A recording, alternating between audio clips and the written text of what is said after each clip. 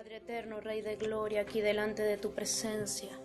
Te alabamos, te glorificamos, Padre, un remanente que demanda, Padre glorioso, no solo tu presencia, sino lo que tú tienes para decir, porque este pueblo tiene hambre y sed de tu presencia. Este pueblo necesita esa palabra que fortalece, Padre, que sana, pero que también santifica, que corrige, que edifica. Aquella palabra, Padre, que a veces tiene que destruir, Padre, para poder edificar, que tiene que sacar los escombros, Padre, que tenemos retenidos para poder hacer algo nuevo, Jehová.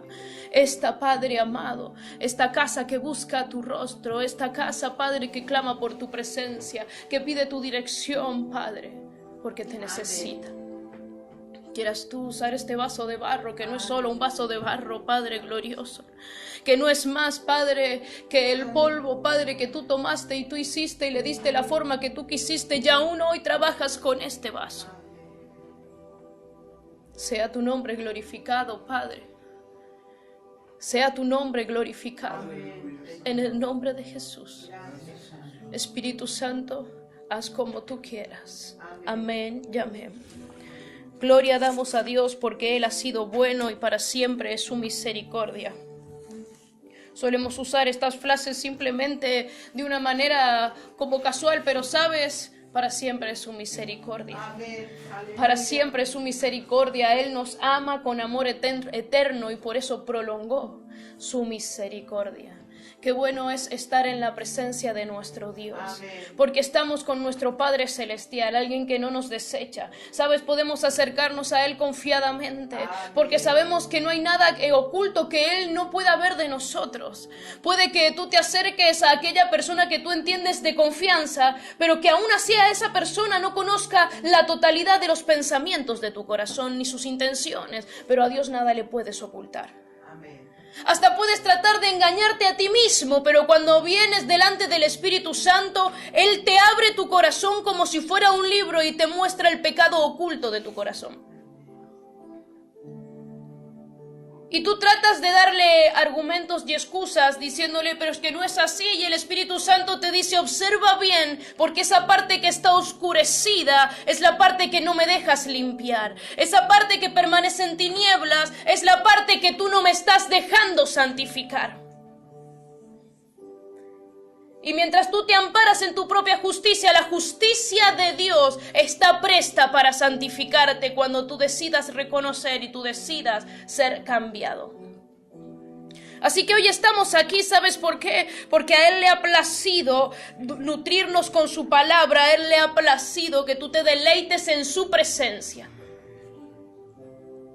Y nos gozamos y nos alegramos en que a Él le ha placido. Porque todo lo que Dios quiere para nosotros es bueno. Es bueno, es sobremanera bueno. Dice la palabra de Dios que Él tiene pensamientos más altos que nuestros pensamientos. Y cosas que no han subido al corazón del hombre, que ojo no ha visto, son las que Él tiene preparado para aquellos que le aman. Y puede que tú agarres y lo digas, y solemos decir muchas palabras de la Biblia sin hacer una reflexión. Pero si tú te pones a imaginar que todo lo que tú le pides no es ni siquiera el 1% de lo que Él tiene preparado para ti. Y si tú comienzas a pensar que todo lo que tú vienes a solicitarle, a pedirle, a suplicarle, no representa es insignificante delante de lo que Dios tiene para darte. Dice la palabra de Dios que dice, porque pidéis, pero pedís mal. Porque pedís para vuestros deseos, para satisfacer vuestros deleites. Y sabes, no significa que todo eso sea malo, porque a veces tú quieres algo que no es malo. La pregunta no es si es malo, la pregunta es si es lo que Dios quiere darte. Pero cuando tú entras a clamar y a orar en el Espíritu, dice que el Espíritu Santo, a través de nuestra boca y a través de nuestro espíritu, pide conforme a la voluntad de Dios. Así que lo que tú puedes estar pidiendo es así, lo que Dios tiene para darte es así. Tu mente no lo puede entender y tu mente racional no lo puede descifrar.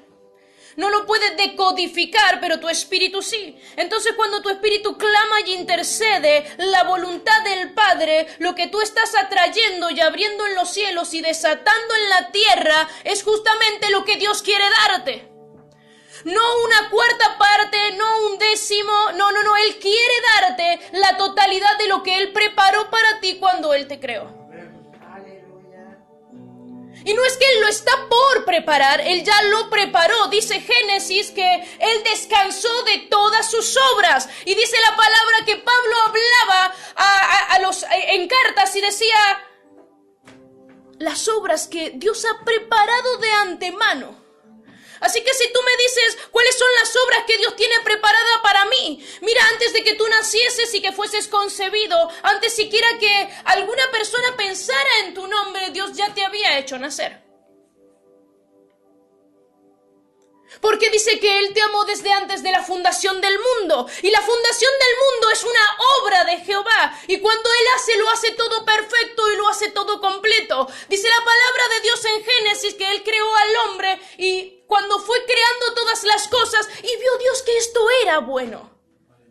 Porque Dios lo hizo todo bueno. Él lo hizo todo perfecto. Él no se dejó un ápice de descuido en lo que Él creó. Él cuando diseñó a Adán lo hizo con una perfección extrema y le dio sabiduría extrema. ¿Sabes por qué? Porque Dios, que es Él es la sabiduría, no iba a ser un hombre escaso de sabiduría. Por eso es que tú entiendes que hay una diferencia entre cómo actúan los hijos de Dios y cómo actúan los hijos del mundo. Porque los hijos de Dios actúan bajo el espíritu de sabiduría que está en el Espíritu Santo y reside en nosotros. Pero los hijos del mundo, los hijos del diablo, trabajan con la astucia. Establecen estrategias, engañan, deforman la verdad, la corrompen. Por eso tú tienes mucho púlpito cargado de astucia, pero poca sabiduría. Porque la astucia atrae, la astucia engaña. La astucia te hace creer lo que no es. Lo disfraza. Toma la verdad como la tomó el diablo y le dijo, ¿es verdad que no pueden comer de todos los árboles? Y Eva le dijo, no, es verdad que no podemos comer de ese árbol. ¿Del resto de los árboles? Nosotros podemos comer. Observa con atención que allí estaba el árbol de la vida y de la muerte y estaba el árbol del conocimiento o del bien y del mal. Pero Dios no le prohibió comer del árbol de la vida y de la muerte, Dios le prohibió comer del árbol del conocimiento, del árbol de la ciencia, del árbol del bien y del mal. Le dijo, de ese árbol no coman porque ciertamente el día que lo hagan ustedes morirán. ¿Tenía acceso Eva a poder comer del árbol de la vida y de la muerte? Sí, pero escogió el conocimiento. Escogió la ciencia, escogió saber más. La astucia entró en ella. Con una sola siembra, una sola palabra. Y Eva quedó seducida. Dice que vio el fruto y lo codició. Era codiciable a los ojos. Y dice la palabra de Dios, y esto lo hemos estado viendo en este tiempo, que luego que esto aconteció, que el hombre cayó en pecado, Adán fue formando hijos conforme a su imagen y conforme a su semejanza, hasta que Cristo vino y restauró el reino de los cielos sobre la tierra. No que lo haya restaurado en los cielos, porque en los cielos siempre estuvo. En los cielos solamente Él presentó un sacrificio para hacer una limpieza, pero ciertamente que la tierra tuvo que restaurarse el orden que Dios había establecido con la creación. Puso al hombre y le dijo, tú vas a sojuzgar sobre todo lo que yo he creado. Así que cuando Cristo vino a restaurar. Por eso dice la palabra de Dios, cuando tú comienzas a leer Mateos y comienzas a leer Marcos y comienzas a leer Lucas y avanzas hasta Juan, que dice el reino de los cielos se ha acercado. Pero cuando Cristo es crucificado y viene dice toda potestad, porque el reino de los cielos ha llegado. Antes estaba cerca, pero ahora el reino de los cielos ha llegado. Antes estaba distante por causa de que el enemigo le había quitado al hombre el poder. Porque ciertamente la soberanía de la tierra estaba puesta en Dios, pero Dios la delegó al hombre y le dijo, esto es tu responsabilidad. Y como Dios no transgrede su ley ni transgrede su palabra, Cristo tuvo que venir a la tierra a hacerse hombre y como hombre morir crucificado. Porque la paga del pecado es la muerte.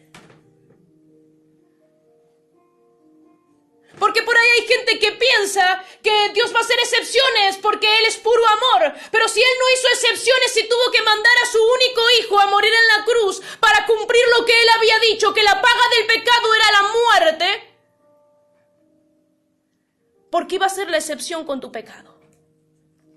¿Por qué habría de hacer la excepción con mi pecado? ¿Por qué habría de pasar por alto tus faltas? Tus fornicaciones, tus adulterios, la idolatría de tu corazón. ¿Por qué le habría por pasar por alto? ¿Por qué Él irrumpiría su ley? Si no lo hizo cuando Cristo le dijo, si puedes, pasa de mí esta copa. Pero aquel que es desde los siglos de los siglos, el principio, el fin, el alfa y la omega, aquel que no cambia sus palabras y permanecen para siempre, se mantuvo fiel. Y es tan fiel Dios que su carácter está determinado por su fidelidad. Cuando estudiaba la palabra, ¿sabes? Yo escucho, no sé si tú lo has escuchado, Pastor Nahum Rosario, tú lo puedes buscar, es un hombre de Dios y él hablaba de la integralidad de la palabra, que la palabra es tan íntegra y tiene una relación tan intrínseca entre sí y entre el momento actual, que todo lo que Dios dijo se cumplió sin faltar absolutamente nada, tiene una integralidad, se cumple o se cumple, ¿sabes por qué? Porque Él es fiel. Y muchos dicen, no, pero Dios hace excepciones. Sí, Dios puede hacer excepciones, pero no le pasó por alto el pecado a David. Dios puede hacer excepciones y prolongar su tiempo porque Él ama y tiene misericordia, pero no significa que Nínive no haya venido juicio sobre ella, aunque prolongó un tiempo de misericordia y gracia. Fiel es su palabra y su palabra se cumple. Y cuando tú entiendes eso, entiendes que sin santidad nadie verá al Señor. Y esto es tan importante porque caminamos en una época donde la santidad ha perdido sentido para esta sociedad. La integridad, la fidelidad, la lealtad. Ayer estábamos en un lugar y mi hermano dijo algo y él dijo, ¿cuánto vale un hombre? Un hombre vale lo que vale su palabra. Pero la palabra en esta sociedad hoy ha perdido y carece de valor. En el mundo físico hoy carece de valor porque el hombre racional no le da sentido, pero en el espiritual, cada palabra que sale de tu boca te justifica o te condena.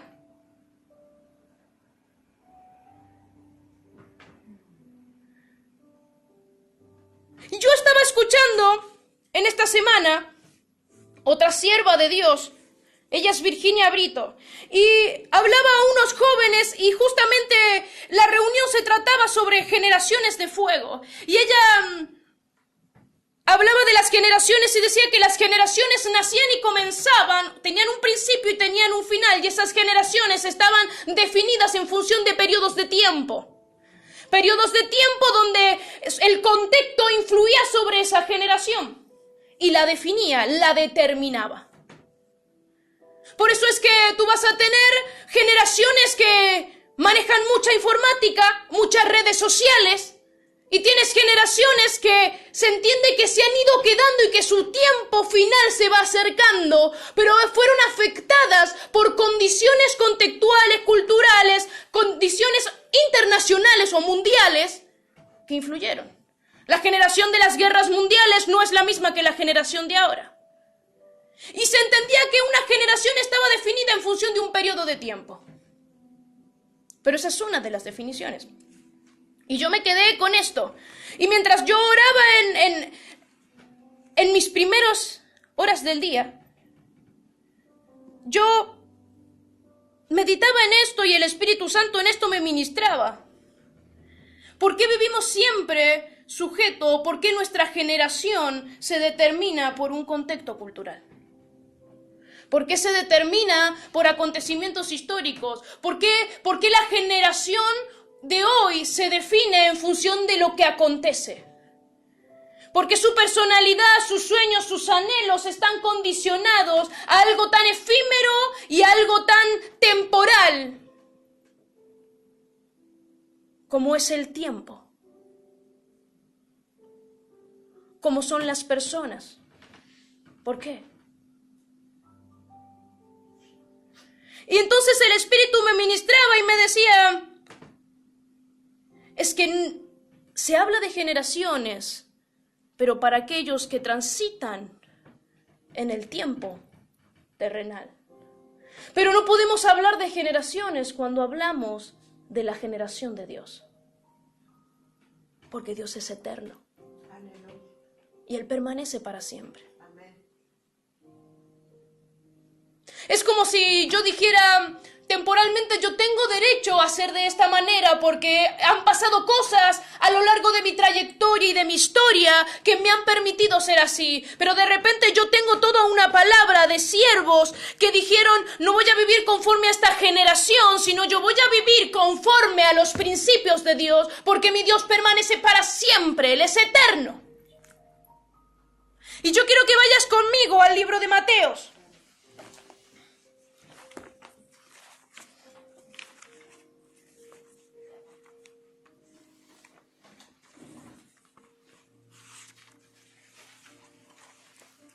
El primer libro del Nuevo Pacto. Y si tú vas conmigo a Mateos, sabes que Mateo era también llamado Leví, era un cobrador de impuestos, así que él sabía llevar registros. Si algo caracteriza el libro de Mateos es justamente que él tiene una capacidad para detallar. Y él comienza el libro de Mateos hablando de las genealogías. Y tú vas a ver, empieza el libro de las genealogías de Jesucristo, hijo de David, hijo de Abraham. Y empieza desde la genealogía de Abraham, desde las generaciones de Abraham.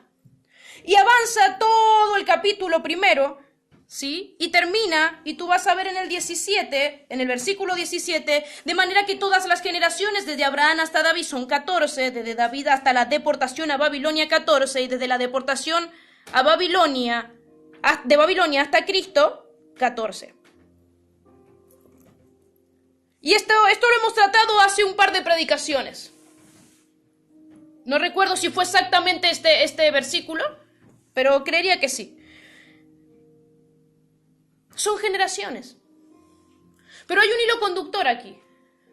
¿Sabes? Hablando Jesús entre los fariseos, le dijo, ¿qué dicen ustedes cuando David dijo el Señor a su Señor? Tratando de que ellos entendieran que el Señor era mayor que el Señor. Que David no estaba antes. Aunque ciertamente se profetiza hijo de David, David no era antes que Cristo. Y yo quiero que entiendas algo. Toda la Biblia está marcada de generaciones y la Biblia comienza sus capítulos en Génesis, en varios de los capítulos de Génesis. Tú lo vas a ver en reiterados capítulos de Génesis, lo vas a ver en Éxodo, probablemente también lo veas en Números. ¿Sabes por qué? Porque habla de generaciones, habla de genealogías. Porque el linaje era importante. Y el linaje es importante porque la sangre es importante. Y aunque no se predica de la sangre es importante. La sangre del Cristo es el fundamento de toda nuestra creación. Nosotros fuimos creados en Cristo. Resucitamos en Cristo. Tenemos vida en Cristo y gobernaremos y reinaremos con Él, en Él. Su sangre es importante. Por eso el linaje y la pureza del linaje a lo largo de la historia ha sido relevante. Tú vas a ver que las mayorías de las casas tenían escudos. ¿Sabes por qué tenían escudos? Porque marcaban linaje. Y tú vas a ver en el Antiguo Testamento y en el Nuevo Testamento que se hablaba de tal hijo de tal, porque el linaje era importante, la casa de la que provenían era importante, tanto el hombre como la mujer también era importante. El linaje era importante. Porque desde el principio, cuando Dios escogió a Abraham y dijo en tu descendencia, estaba estableciendo un linaje santo. Y Dios procuró que el linaje no se mezclara. Le dijo al pueblo de Israel, ustedes no se van a dar en casamiento ni van a tomar mujeres de naciones extranjeras. Ustedes se van a mantener fieles porque ustedes son un pueblo escogido. ¿Acaso despreciaba Dios las demás naciones? ¿Acaso Dios no había permitido que se multiplicase el hombre? Eso no era así, Dios lo permitió, pero también amó. ¿Y sabes cómo yo sé que Él amó? Porque Él dijo, de tal manera amó Dios al mundo. No dijo de tal manera amó Dios a los judíos. No dijo de tal manera amó Dios a la descendencia de Abraham. No, dijo que a la descendencia de Abraham escogió. Y la llamó pueblo suyo. No dijo que no amó a los demás. Pero era importante que esta descendencia se mantuviera en pureza, porque a partir de esta descendencia muchos serían salvos. El propósito que cargaba la simiente de Abraham era la salvación para la humanidad. Así que lo que Dios estaba haciendo básicamente era conservando la simiente para que no se corrompiera. No sé si tú has visto muchas de las semillas, como la del duraznero o la del damasco. Son semillas que tienen, la semilla está dentro y tienen además como un caparazón. Y a ti te dan una nuez y tú ves la nuez y te dicen es nuez con cáscara, porque viene completa. Pero la semilla está dentro. Y cuando tú te pones a estudiar en botánica te vas a dar cuenta que básicamente lo que está haciendo la planta es resguardar la semilla, porque esa semilla requiere un tiempo que excede el tiempo en que está en la planta. Hay plantas que una vez que la semilla está madura caen al suelo, se siembran y brotan. Pero hay otras semillas que después de que se asecó la rama, después de que pasó la temporada del invierno, aún no están listas para ser sembradas. Y tienen que permanecer aún más tiempo en la oscuridad. Aún tienen que permanecer más tiempo en ese proceso de maduración. No pueden simplemente ser sembradas. Y eso es lo que estaba haciendo Dios con el pueblo de Israel. Los estaba protegiendo. Estaba protegiendo una simiente que no podía ser corrompida, porque si la simiente se dañaba, el fruto posterior se dañaba. Así que a lo largo de los tiempos, Dios procuró que el pueblo se mantuviera santo. Es más, tal es así que dice la palabra de Dios que cuando fueron llevados a Babilonia y Dios los vuelve a la tierra, ellos tienen que deshacerse de las mujeres y de los hijos que han tenido y tenían que santificarse. Y aunque hubieron algunos que no se opusieron, se sujetaron a la decisión del pueblo y tuvieron que desecharlos. Desecharon a los hijos que habían salido de ellos con mujeres que eran extranjeras, porque Dios lo había establecido así, porque no podían formar parte de la congregación de los santos mientras se mantuviese contaminado. Mira hasta dónde llegan los principios y la permanencia de la palabra de Dios. Es por eso que en el Nuevo Testamento dice la palabra, no os unáis en yugo desigual, y la mayoría dijo eso se trata solamente de casarse con otra persona. No, cuando la palabra dice no os unáis en yugo desigual, está diciendo no hagas alianza, no hagas negocio con yugos que son desiguales, porque ciertamente que va a tirar más. Tú tienes que tener cuidado, porque toda la palabra de Dios es un manual de vida. Y si volvemos a las generaciones, que es el punto central de esta predicación, Dios me decía, hay una generación, que es una generación, que no son generaciones, es una generación. Y cuando tú lees todo el capítulo 1 hasta el versículo 17, tú te das cuenta que todo esto habla de Cristo. Y si tú te tomas el tiempo de ir a cada etapa de cada uno de estos periodos de tiempo, si tú ves la descendencia y ves a Abraham y engendró a Isaac, y te tomas el tiempo de analizar esa temporada entre Abraham y Isaac, y te tomas entre Isaac y Jacob, y te tomas entre Jacob y Judá, y te tomas entre Judá y Fares, y tú vas paso por paso, persona por persona, tú te vas a dar cuenta que esas 14 generaciones, las siguientes 14 generaciones y las siguientes 14 generaciones son la misma genealogía, son la misma descendencia, son el mismo linaje, y es Jesucristo, desde el principio hasta el final. Decía Juan, este es la luz del mundo. El Verbo se hizo carne, Él era con Dios y Él era Dios. Desde antes, desde antes, desde antes. ¿Sabes qué ocurre? Que cuando tú entiendes que la generación de Dios no se limita al tiempo, ni se limita al espacio, es que tú entiendes un Jesús que estaba diciendo, oigan, la resurrección es posible porque no tenemos un Dios de muertos, sino Dios de vivos. Por eso se llama Dios de Abraham, Dios de Isaac y Dios de Jacob, porque Abraham no murió, Isaac no murió, Jacob no murió. Ciertamente su tiempo en la tierra terminó, pero dice la palabra de Dios, y fueron unidos a su pueblo. No estaba diciendo que ellos estaban bajo mortandad, ellos fueron unidos a su pueblo. Y en otras palabras dice, y durmió José y fue sepultado su cuerpo.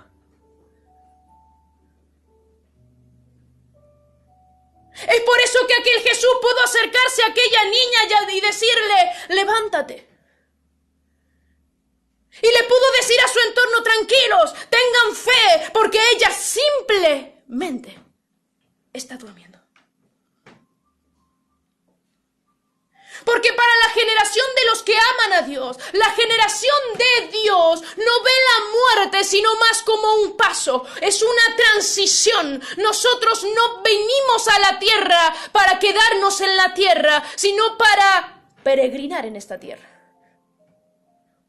Por eso aquel Jacob se acercó a Faraón y le dijo, mira Faraón, le dice, ¿cuántos años tienes tú? Le dice Faraón, y Jacob le responde y le dice, mi peregrinación, los años de mi peregrinación son.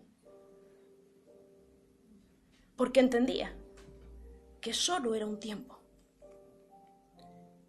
aquí en la tierra.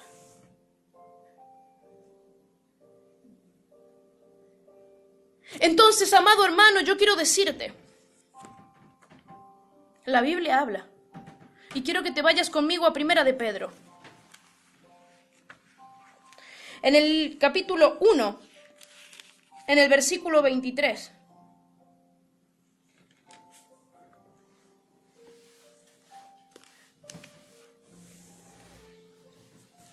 Tenemos esta generación, esta única generación, esta generación que es desde antes y que atraviesa el tiempo. Esta generación que es una generación eterna, que no se limita al tiempo ni es condicionada por ella. Una generación que es sujeta a Dios, que vive bajo el temor de Dios, porque le ama. Y decía Pedro en el versículo 23, si tú lo puedes leer desde adelante también lo puedes hacer, pero dice, siendo renacidos, no de simiente corruptible, sino de simiente incorruptible. O sea que hemos sido renacidos. Escucha, tenemos un segundo nacimiento. Jesús se lo enseñaba a Nicodemo y le decía, escucha, tú que eres tan letrado, tú que sabes tanto, no has leído de cuando él le dice, ¿puede el hombre volver a nacer otra vez? ¿Puede entrar de vuelta al vientre de la madre y volver a nacer? Y Jesús le dice, ves, tú desconoces, parafraseando. Los que nacen del agua y del espíritu. Los que son renovados a través del agua de la palabra y renovados por el Espíritu de vida en Cristo Jesús. Es el renacimiento, siendo renacidos no de simiente corruptible, sino de simiente incorruptible, por la palabra de Dios que vive y permanece para siempre, porque toda carne es como hierba y toda la gloria del hombre como flor de la hierba. La hierba se seca y la flor se cae. ¿Sabes qué está diciendo? Escucha, la hierba se seca y la flor se cae. La generación en el mundo implica un tiempo de nacimiento y un tiempo de terminación. Esta generación empezó aquí, terminó acá. La generación X empieza aquí y termina acá. Lo marca un acontecimiento, lo determina un acontecimiento y también su final es marcado por un acontecimiento que da lugar a una nueva generación. Eso dice el mundo. Hay generaciones. Esta generación se termina con esta generación y ya no hay más. Pero los que hemos sido renacidos de una simiente incorruptible no cargamos muerte, porque somos eternos. Así que Pablo decía, aunque el hombre exterior se va desgastando, el interior se va fortaleciendo. Porque, ¿sabes? Mientras más cercana está la redención, más fuerte se hace el espiritual, porque entiende que nunca ha sido con sus fuerzas. ¿Sabes por qué Dios le advierte a través de los salmos, a través de los proverbios, a través de Eclesiastés al joven? Porque dice, ahora tú estás joven y estás fuerte. Y puede que te confíes en tus fuerzas y en tu sabiduría y digas, todavía queda tiempo, pero ten en cuenta que tú no eres temporal. Ten en cuenta que tú eres eterno. Y sobre toda cosa que tú hagas, Dios te va a juzgar. Y la consecuencia de esa justicia no va a ser terrenal. Ahora eres joven. Y acontece que todos los jóvenes tenemos un pensamiento similar. Porque todavía queda tiempo. El joven puede perder el tiempo porque todavía queda tiempo. Pero en la medida que va avanzando el tiempo, tú te vas dando cuenta qué rápido que se pasó el tiempo. Y tú piensas en todas las cosas que pensaste que ibas a hacer y que no hiciste, porque aún había tiempo.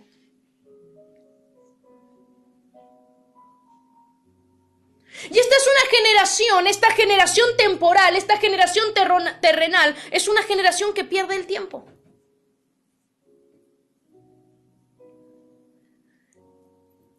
Es una generación que no es diligente, es una generación que está ociosa. Es una generación que se queda en casa cuando los hombres de guerra tienen que salir a la guerra. Es una generación inoportuna. Porque sale a la guerra cuando se tiene que quedar en casa.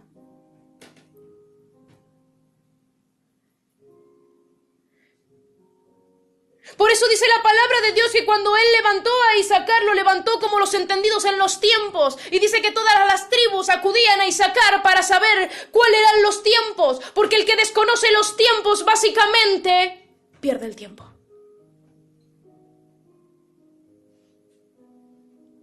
Y sabes, mientras el Espíritu Santo me ministraba, Él me decía, la hierba se seca, la flor se cae, las generaciones temporales terminan. Porque nunca han sido importantes las generaciones temporales. Fíjate que Dios estableció en cada generación hombres que eran de una generación eterna. Estableció un Abraham, el padre de la fe, y le dijo, tú no lo vas a alcanzar a ver, pero mira las estrellas del cielo y ten por cierto que tu descendencia será como las estrellas del cielo, como la arena del mar. Abraham pertenecía temporalmente a una generación idólatra. Porque esa era la generación de sus padres. Dice que Taré hacía ídolos. Pero él tenía un único Dios.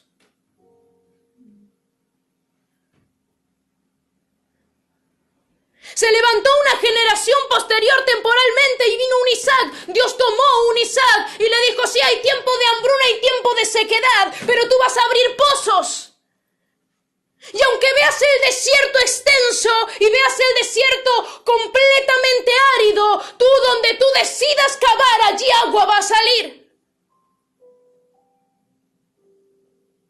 Porque la generación temporal está condicionada al tiempo y al espacio, pero la generación eterna está basada en las obras que Dios preparó de antemano para que anduviésemos en ella.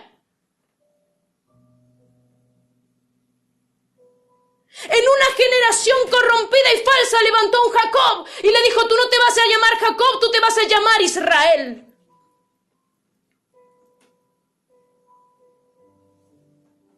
Porque tú eres el ungido del único y verdadero Dios, que eso significa Israel.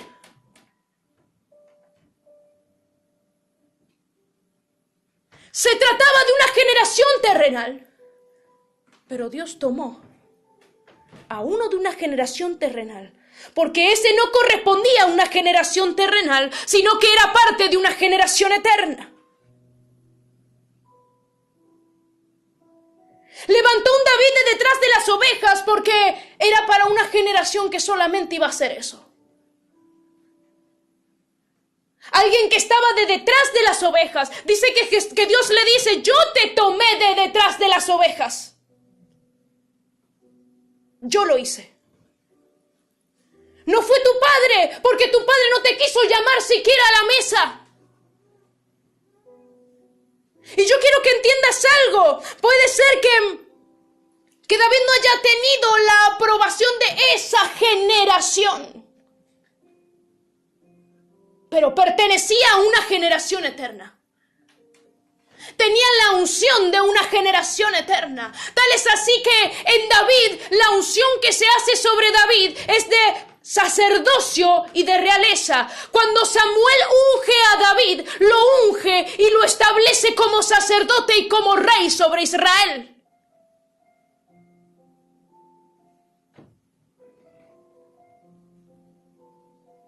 Y yo quiero decirte algo. ¿Sabes por qué? Porque el que habría de venir del linaje de David, que era antes de David, era rey y era el sumo sacerdote. El sumo sacerdote, el último, el perfecto, el que podría hacer expiación y redimirnos.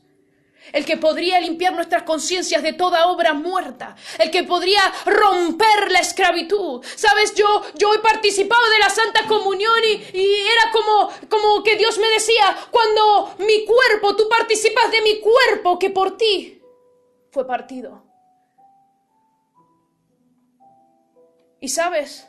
Fares de la descendencia, del linaje, significa brecha.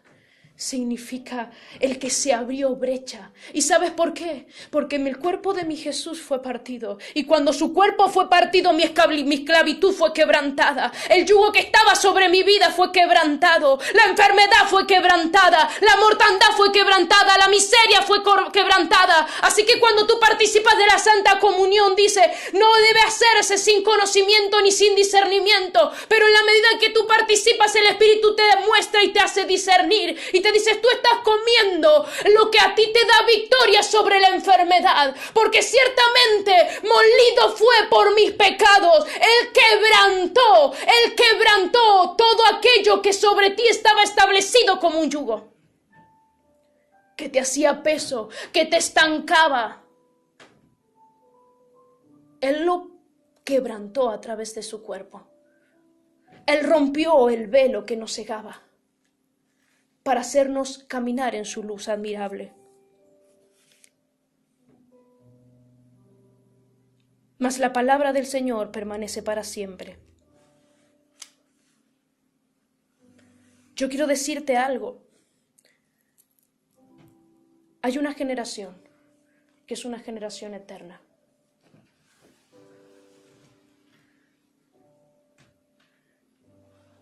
Hubieron muchos que formaron parte de esa generación.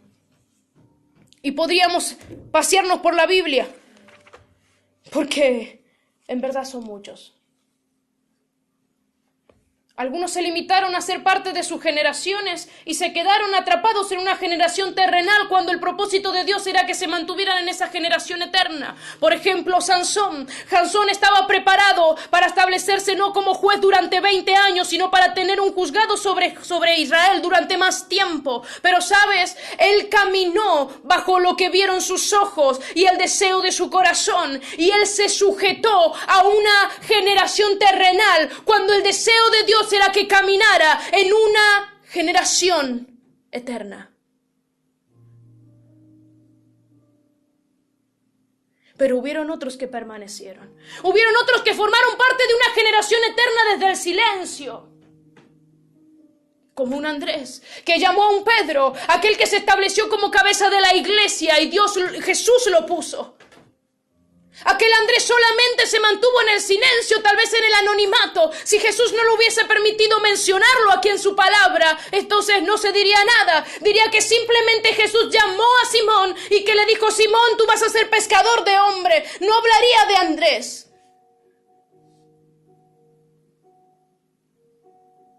Tal vez solamente compartió una palabra, le dijo: hemos encontrado al Mesías. Formó parte de una generación eterna. Y yo no te estoy hablando de que tienen renombre, aunque mi Dios los estableció y les puso renombre y los hizo. Pero hubieron otros que ni siquiera sus nombres aparecen. Aquella mujer que derramó el perfume de alabastro. O aquella que fue y puso su única moneda sobre el ofrendero y dice: aún de esta se hablará. Porque puso todo lo que tenía.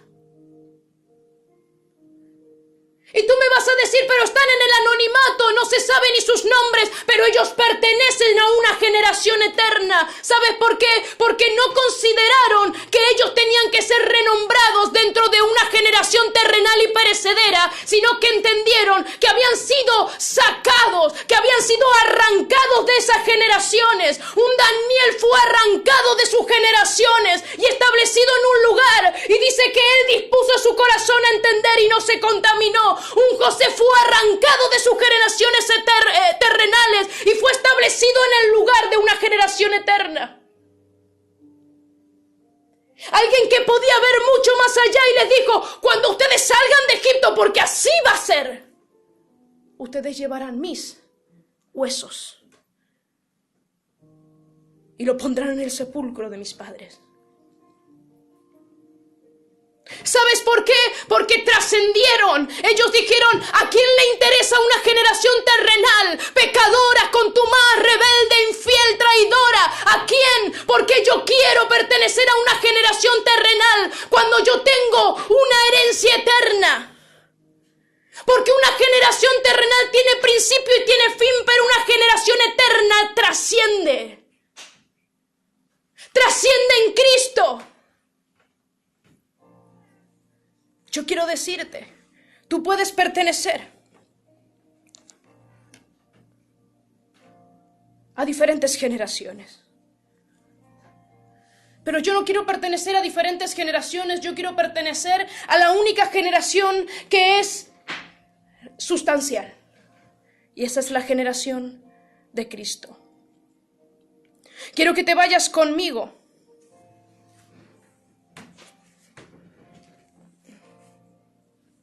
al libro de Isaías, capítulo 44. ¿Sabes? Si hay alguien que habla de Cristo y profetiza sobre Él, es el libro de Isaías.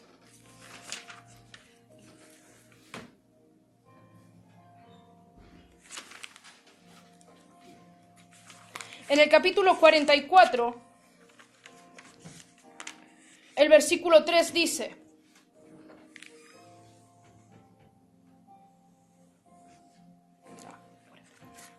aleluya. Porque yo derramaré aguas sobre el sequedal y ríos sobre la tierra árida. Mi espíritu derramaré sobre tu generación y mi bendición sobre tus renuevos. Brotarán entre hierbas como sauces junto a la ribera de las aguas. Este dirá: yo soy de Jehová. El otro se llamará del nombre de Jacob y otro escribirá con su mano a Jehová y se apellidarán con el nombre de Israel. Quiero explicarte algo. Diferentes maneras habla la Biblia de la palabra generaciones. Una está referida a periodos de tiempo, pero otra está referida a descendencia, al linaje. Y aquí la palabra está hablando de descendencia y linaje. Sobre tu generación. Y si tú continúas leyendo, tú te vas a dar cuenta que claramente está hablando de una misma generación. Una sola que trasciende tiempo y trasciende espacio. Esta generación trasciende tiempo y trasciende espacio. Dice: este dirá: yo soy de Jehová. El otro se llamará del nombre de Jacob. Y otro escribirá con su mano a Jehová. Y se apellidarán con el nombre de Israel. Y tú me vas a decir: pero las tribus de Israel han sido dispersadas. Pero es que nunca se trató de tribus. Se trató del linaje en Cristo. Por eso dice que somos nueva criatura en Cristo Jesús. Las cosas viejas, ¿sabes qué son las cosas viejas? Son las que perecen. Lo que ha caducado. Las cosas viejas pasaron. Todas son hechas nuevas. Porque cuando tú escoges por Cristo, cuando tú decides renacer en Cristo, lo que tú estás tomando es una posición en una generación eterna. Algunos la desecharon, ¿sabes? Esaú desechó eso. Esaú desechó ser parte de una generación eterna.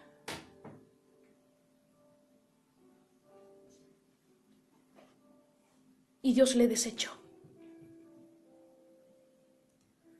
No se trataba solamente de la bendición económica. Nunca se trató la primogenitura de la bendición económica. Y sabes, aquel Jacob lo sabía.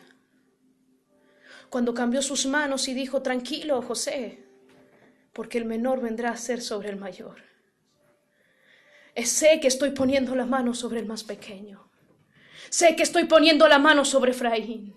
No me he equivocado, sé que estoy viejo, sé que estoy cansado, pero tú tienes que entender, José, que yo no correspondo a una generación terrenal. Si estoy cansado, si ya no tengo fuerza, si mi tiempo ya culmina aquí, pero ese es el tiempo terrenal. Déjame mostrarte que Efraín será más grande, que Efraín será parte de esa generación eterna.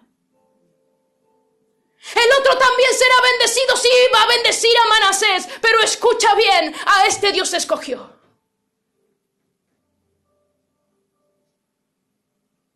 Generación eterna. Pero yo quiero decirte algo. Está en cada uno de nosotros tomar la decisión de decidir caminar en la generación eterna o decir: no, es que ahora económicamente las cosas están mal. No, es que no es tiempo de hacerlo porque mira lo que está ocurriendo. No, es que yo no sé si me movería de esa manera. ¿Sabes por qué? Porque el que se condiciona por su entorno y su contexto está caminando en una generación que perece.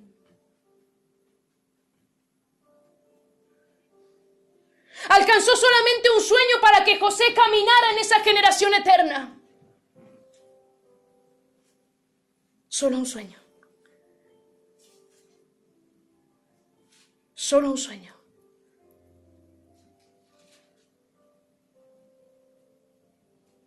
Y sabes, hay gente en este tiempo que tiene más que un sueño. Hay gente en este tiempo que tiene confirmación tras confirmación, tras confirmación, tras confirmación y se ha sujetado a una generación terrenal, a una generación que perece.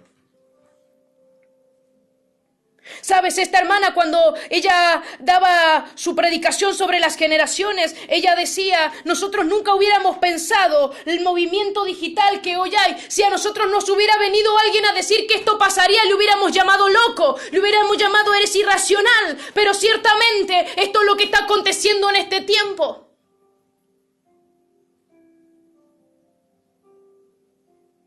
Generación eterna. No se sujeta. Escucha, Pablo, generación eterna. Pedro, generación eterna. ¿Y sabes por qué? Porque hoy tomamos las epístolas de Pablo para ser edificados en el Espíritu Santo. Crecemos y nos renovamos.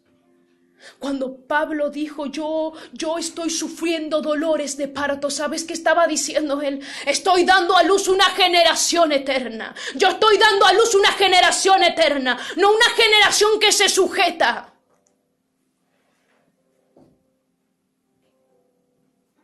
No una generación que se sujeta. No, es una generación eterna. Un Juan en la isla de Patmos, generación eterna. Oye, Juan, estás solo. Generación eterna. ¿Y sabes por qué sé que hay una generación eterna? Porque dice que hubo un Enoc que trascendió, un Enoc que no vio muerte. ¿Sabes qué? Él está en esa generación eterna. Hubo un Elías que trascendió. Él pertenece a esa generación eterna. Y sabes, está en ti y está en mí. No es un tema de edad. Nunca se trató en un tema de edad. Jeremías le dijo, yo soy un niño, me vas a mandar a mí. Le dije, lo que yo te diga, tú vas a decir, le dijo Dios. Porque no se trata de tu edad ni tu conocimiento. Dios puede usar a un niño como puede usar a un anciano. Y decir, sí, Abraham, con tu edad yo voy a levantar una generación que salve vidas. Que traiga almas. Si con tu edad. Una que pudo decirle, ¿sabes? Elizabeth, si tú vas a dar a luz un Juan, uno que va a preparar el camino para el que viene detrás de él. Si tú lo vas a hacer, generación eterna. Una generación eterna. Y una generación eterna no se condiciona al mundo, pero tampoco se mueve como él. Porque es fácil decir, no, si yo creo en Dios y todo lo que Dios me dijo. Pero seguir caminando como el mundo camina. ¿Sabes por qué se diferencian las generaciones terrenales y temporales?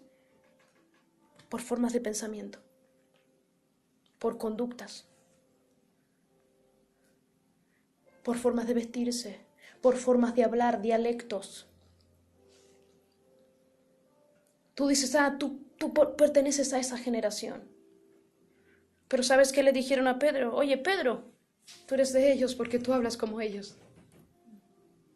Generación eterna. Por eso la palabra no dice, no os conforméis a una persona. Dice, no os conforméis a este siglo. En el siglo van a haber muchas generaciones. Van a haber muchas crisis. Pero no os conforméis, porque ustedes no son de este siglo. Ustedes son eternos. Hemos sido llamados a una generación eterna. Y si tú puedes clamar a Dios y decirle, ayúdame, ayúdame a ser contado dentro de las generaciones de un David, que sí, que se equivocó, pero también se arrepintió. a uno conforme a tu corazón. Ayúdame a ser contado entre una generación de aquellos que caminaron como viendo al invisible y no dudaron. Ayúdame a caminar y ser contado como aquellos que dijeron, aunque yo tenga que morir, yo voy, porque el Espíritu me dice que yo tengo que ir, no importa lo que tú me profetices. Como un Pablo. Ayúdame a ser contado en esas generaciones de aquellas Esteres que dijeron, ok, si hay que ir delante del rey y perezca, que perezca. Ayúdame a ser contado en esas generaciones como los Jonathan que se mantuvieron fieles. Y si tenían que guardar la vida de uno que era contrario a lo que ellos habían defendido toda su vida, se pararon enfrente y le dijeron, por David, sí, por David. Porque David era el ungido de Jehová, ese era el propósito y era el plan. No era su reinado. Era el de David, porque eso Dios estableció. Ayúdame a ser contados entre las generaciones de Ruth. Tu pueblo será mi pueblo, tu Dios será mi Dios. Ayúdame a ser contado en esa generación eterna, porque cada uno de aquellos que está mencionado aquí, ¿sabes qué? Está en una generación que es eterna. Tú no puedes decir, yo llegaré un día al cielo y quiero que Él me cuente cómo lo hizo. ¿Sabes por qué? Porque si tú no caminaste como ellos, tú no llegarás. Dice la palabra de Dios.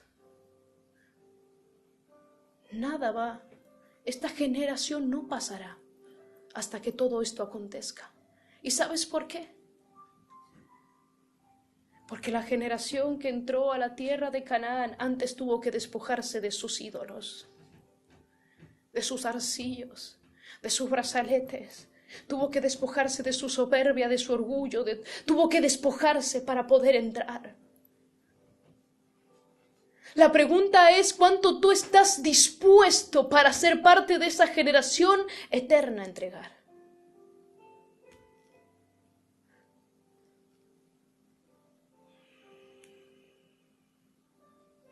Porque Pablo lo dejó todo. Porque un Eliseo se despojó de todo. Porque un Pedro dice que tirando y despojándose de las redes lo siguió. ¿Sabes? Un Leví, un Mateos lo siguió. Un Natanael lo siguió. Se despojó de todo. Todo lo dejó. Es más, dice, ¿qué habrá de nosotros si nosotros lo hemos dejado todo por seguirte? Una generación eterna. Pero una generación eterna no se condiciona. Porque nuestro Dios no tiene condiciones. Él es eterno. Tenemos que tomar la decisión cada día de caminar en esta generación sin ser afectados por una generación corrupta, por una generación corrompida, por una generación que disgustó a Dios porque su corazón no era conforme al corazón de Él.